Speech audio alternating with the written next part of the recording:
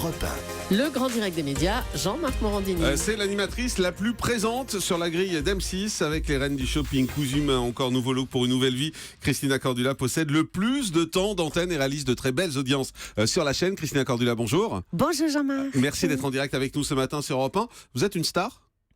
Bah non, hein. Je suis une star, Julie. Non, mais c'est à vous de répondre. Mais non, je pense pas. Je suis une personne normale. Ouais, mais quand on est autant exposé, là je vois, vous faites la une de gala cette semaine en plus, on se dit ça y est, vous êtes une star en France. Ça, c'est un compliment. Ça vous gêne comme mot ? Ça me gêne un peu, oui, une star.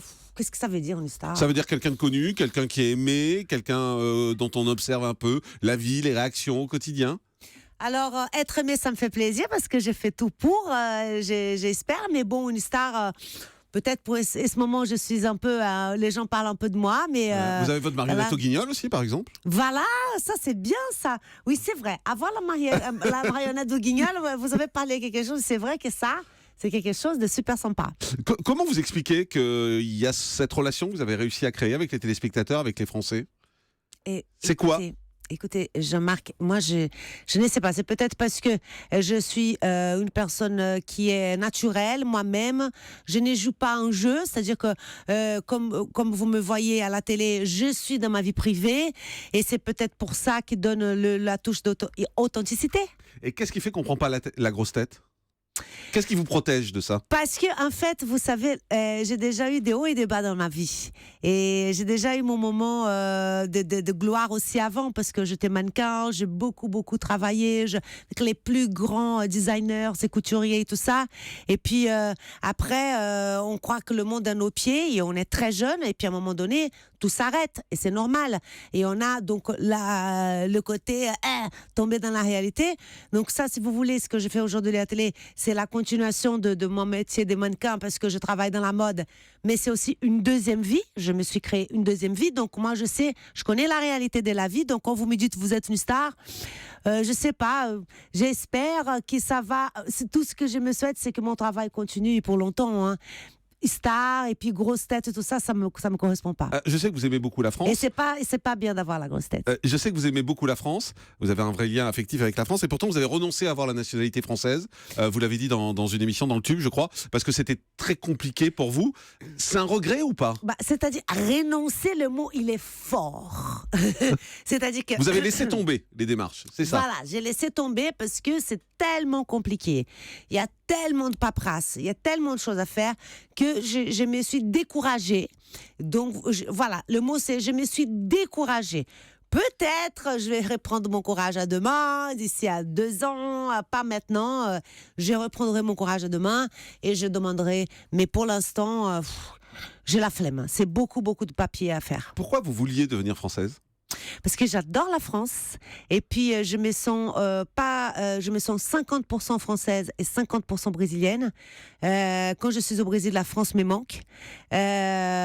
Donc voilà, je pense que j'ai le droit d'être comme tout le monde. Pourtant, on dit que la France, c'est un pays de gens qui râlent tout le temps. C'est un pays de gens qui font grève tout le temps. C'est un peu ça notre image à l'étranger. Je vais beaucoup à l'étranger. C'est vrai que quand on dit français, en général, voilà, c'est pas une super image. Oui. Et vous dites, voilà, moi j'ai envie de devenir française quand même. Mais moi je suis une expat. Parce que vous râlez beaucoup aussi Non, peut-être je râle un peu, mais ça c'est un côté français que je n'aime pas. Mais je suis une expat. Vous voyez, et quand on est un expat, on donne plus la valeur des choses parce que la France, c'est pour moi cette image de le pays de la mode, du luxe, du beau, la Tour Eiffel, le plus beau pays du monde. On parle français, il y a ces chics parisiens, il y a la sophistication et ça, pour moi, c'était un rêve. En fait, vous parlez de tout ce que nous on voit plus finalement. C'est là, vous ne voyez pas du tout ça. Exactement. Quand on est français, finalement, on voit plus que les mauvais côtés de la France. On voit pas tout ce que vous de l'extérieur vous arrivez à voir et toute la beauté de ce pays. Exactement. Vous ne rendez pas compte de joyaux que vous avez. On parle de vos émissions un peu. Il y a les reines du shopping qui est diffusée du lundi au vendredi à 17h25. Ça fait 1 400 000 téléspectateurs, 20% sur les ménagères. C'est inépuisable. Ou à un moment donné, vous allez vous dire, bon, allez, c'est bon, on a fait le tour, c'est un peu toujours pareil. Bon, pour l'instant, non, je ne le souhaite pas du tout parce que j'adore cette émission et c'est inépuisable pour l'instant parce qu'on a plein de belles idées. On n'a pas on n'arrête pas de renouveler là, on a renouvelé parce qu'on a plein de spéciales à faire. Ouais, vous avez fait les rois du shopping déjà, vous allez faire une spéciale famille, spéciale mère et fille, spéciale couple, spéciale blogueuse, enfin. Voilà, et ça c'est sympa. On a fait la semaine dernière que ça va être diffusé encore les Reines des Reines, donc celles qui ont déjà gagné, elles reviennent pour une deuxième chance. Et ça c'est sympa. Donc, dès qu'on voit de la nouveauté, ça me fait plaisir de le faire. Il y a Coups Humains aussi. Alors ça, c'est l'émission improbable. Moi, quand on m'a dit qu'M6 allait faire ça, Coups Humains, je me suis dit, mais les pauvres, ils vont se planter, ça va être terrible. Et en fait, ça marche bien sur la couture. Oui, écoutez, parce que ça m'intéresse. C'est juste parce que ça m'intéresse pas, donc je me suis dit. C'est improbable. Hein. C'est improbable. Ah, on est d'accord. Non, mais oui, vous dites. Non, mais parce que vous, comme vous êtes un homme de médias, vous connaissez bien, mieux que tout le monde. Vous pouvez dire c'est improbable, mais ça peut marcher. Vous y avez cru tout de suite, vous? Écoutez, je honnêtement. me suis dit que c'était improbable, et que je voulais prendre ces risques-là. C'était pareil que pour les Reines du shopping. C'était aussi un peu improbable, honnêtement. Une compétition de shopping, je me suis dit, c'est bizarre. Est-ce que les gens vont aimer? Et la couture, pareil.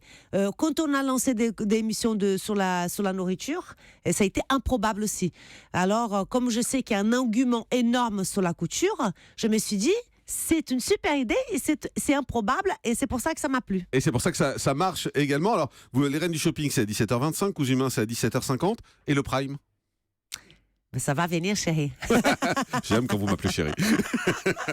Qu'est-ce qui va venir? Qu'est-ce qui va arriver? Je ne sais pas. On est en train Comment de vous savez pas? Non, on ne sait pas. Je sais dire qu'il y en a et j'ai envie de faire du Prime. La chaîne, elle a envie de faire un Prime avec moi et nous sommes en train de travailler. Il y a des propositions, on travaille et je veux vraiment le faire quand il y a vraiment quelque chose qui me correspond 100%, que ça sera bien travaillé, qu'on va bien arrondir les angles. Qu'est-ce qui vous correspond alors? C'est quoi? Dans l'absolu, là, si on vous dit, voilà, je vous donne une case, qu'est-ce que vous dites que vous avez envie de faire? Je sais un pas, talk show? Un talk show, ça me plairait énormément, mais je ne sais pas si les publics français ils sont préparés à un talk show. Ça me plairait énormément de faire, mais bon, je ne sais pas comment ça peut être pour réagir. Il y a beaucoup de gens qui ont envie de le faire et il y a beaucoup de talk shows qui n'ont pas marché. Donc un talk show, pourquoi pas, mais bien travaillé. Quelque chose à voir avec la mode, l'élégance, le savoir-vivre, la beauté, je sais pas, le savoir-vivre, ça me plairait énormément. Mais bon, on n'a pas vraiment de projet.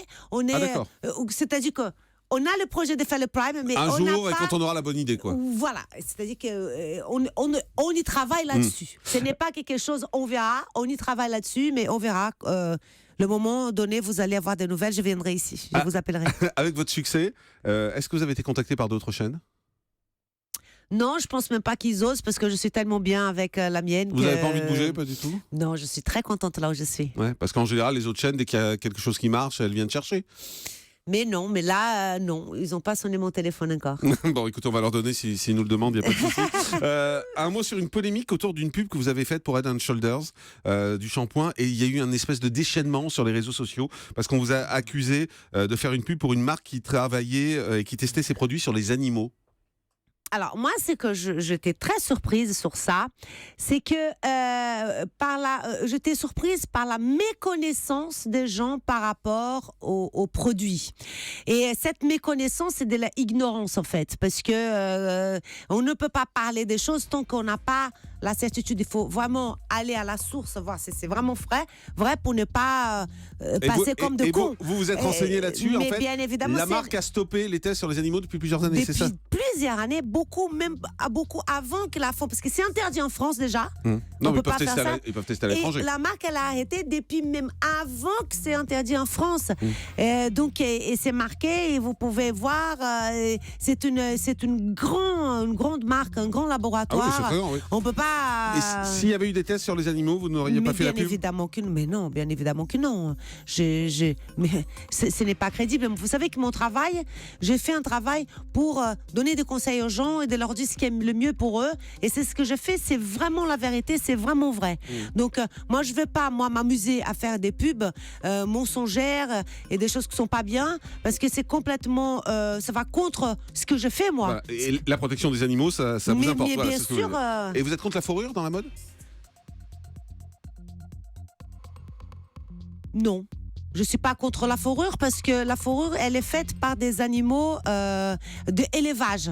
Je suis contre la fourrure. Mais ils souffrent quand même, non, quand on Mais leur vous prend la savez, le fourrure. saumon, quand on mange du saumon, c'est aussi du saumon, des poissons, le sauvage, ce moment-là.